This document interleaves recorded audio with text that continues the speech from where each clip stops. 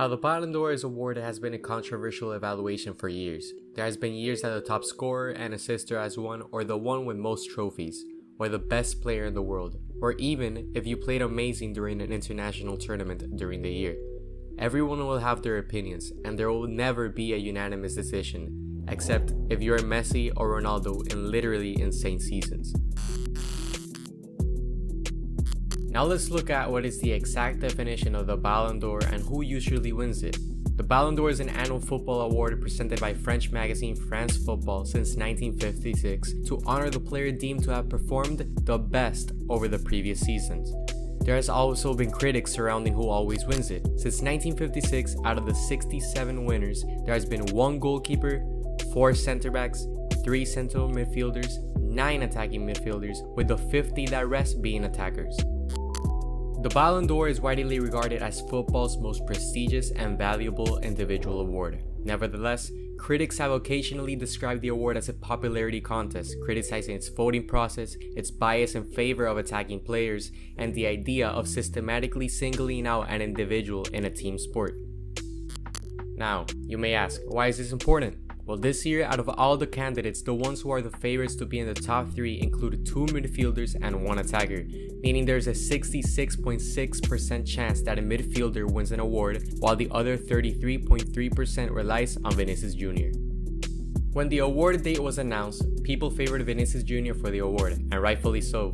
He was the best player this UCL season, and guided Madrid to yet another Champions League win, but that alone won't justify his season to help him win the award.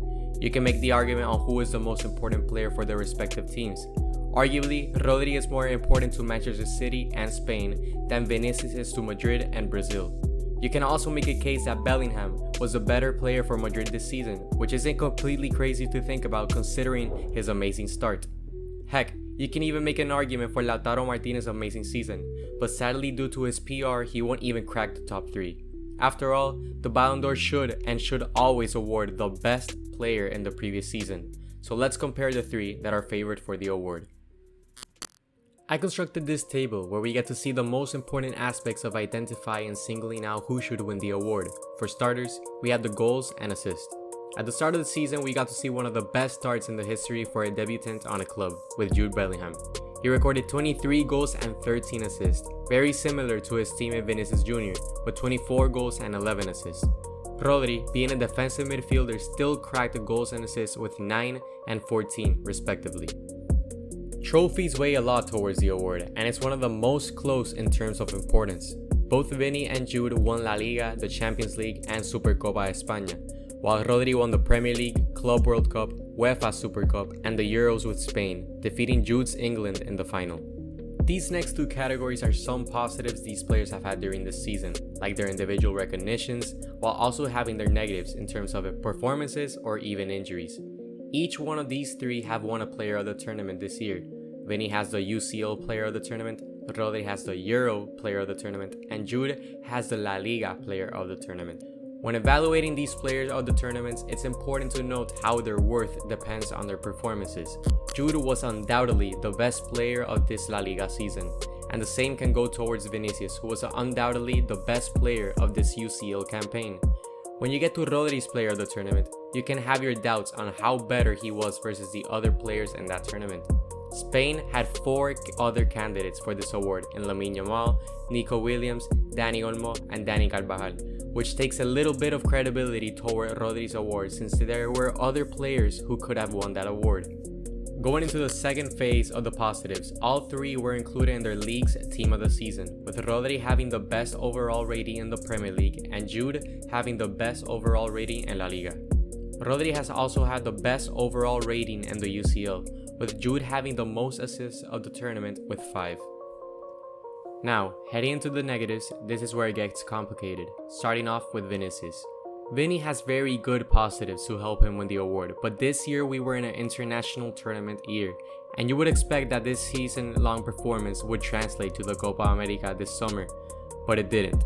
In fact, it was one of the worst performances of a superstar in a tournament, only scoring 2 goals versus Paraguay and later getting suspended for the eventual loss in the quarterfinal versus Uruguay. Something that can hinder his chance of winning the Ballon d'Or, besides his international performances, could also be his slow start in the season due to his injuries, which obviously is something he can't control. Now, going into Rodri, he didn't really have many negatives. He played most of his season, and when he missed the time with Manchester City, they lost. In fact, they lost every game Rodri was not available, which could show how valuable he is to his team. The only negative I can think of is the fact that his absence in the Euro final didn't hurt Spain at all, which showed that he wasn't the best player in that team, since he was replaced by a similar player in Subimendi. Finally, we got Jude. As mentioned before, Jude had one of the best starts in recent history, and the best since Cristiano Ronaldo for Real Madrid. What could possibly be his negative? Well, at the start of the new year, he got injured, and his insane start didn't translate as much to the second part of the season. This could also be the addition of Vinny to the team, since Jude played more of the midfield role rather than being the attack he was playing initially. Now, for the final section, we got the defining moments. These moments were the most important directly for their team or the reason that they're in this position today. Vinny recorded a goal or an assist in every round of the knockout stage. He scored versus Leipzig, assisted 2 goals versus Manchester City, scored 2 and assisted 1 versus Bayern in the semi-finals, and lastly, scored the sealing goal in the Champions League final versus Borussia Dortmund. For Rodri, his 2 most defining moments besides being the most valuable player for Manchester City were his goal in the round of 16 versus Georgia and the 3rd goal to seal the Premier League title for Manchester City. Being a defensive midfielder won't allow you to have that much impact on the stat sheet, but these were 2 moments that truly defined how clutch Rodri can be. In terms of defining moments, out of all the 3 this season, Jude Bellingham had the most. Jude, as previously mentioned, had one of the strongest starts in history. He scored the game winner versus Celta Vigo, Getafe, Union Berlin, Braga, and Barcelona twice, achieving 18 points in total, 15 for La Liga and 3 for the Champions League, all on his own. He also provided a game-sealing assist to Vinny in the Champions League final, while also scoring 2 crucial goals in the Euros for England, including that bicycle kick to send it into extra time.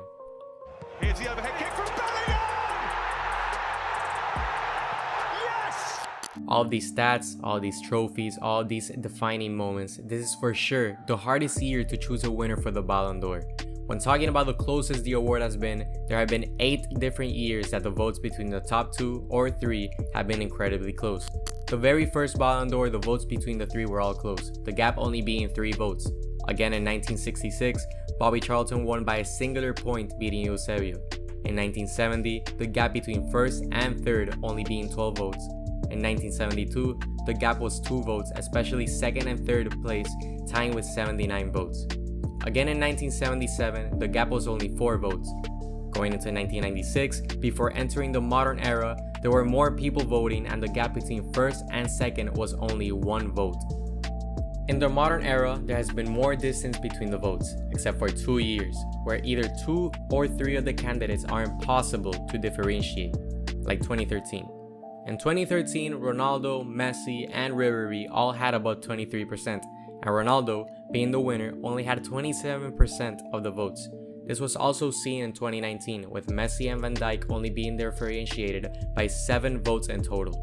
Seeing all these close races makes me think that this year would add another year of a close battle between 2 or even the 3 candidates in question, Vinicius Jr., Rodri, and Jude Bellingham. Ultimately, who should win the Ballon d'Or? Considering everything that has been discussed, I think that there are a lot of variables for how to choose the winner. Some people value the goal contributions, some for the defining moments like clutch, and others on how valuable they are to their team and their position. For this reason, and reason only, I think the Ballon d'Or should go to Jude Bellingham. For how crazy it is to choose a 21-year-old to win it, when there are people that say he only scores tap-ins and is overrated, you can't hide the facts and stats throughout the season. Rodri is by far the most valuable to his team out of all these 3. But is he the best player in the world from last season? No. He simply wasn't. And the debate is truly on the 2 teammates, Vinny and Jude.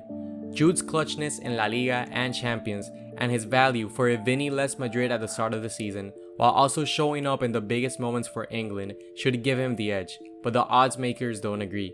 Vinicius Jr. is favored, with Rodri coming second and Bellingham being a long shot, which for me is just a mistake. Where would Real Madrid be without Bellingham's hot start? they probably wouldn't have won the league and would have been close to going far enough during the knockout stages for Vinny's eventual star power performances. For me, there is no wrong answer for this Ballon d'Or race, as I can predict that it will be one of the closest in years.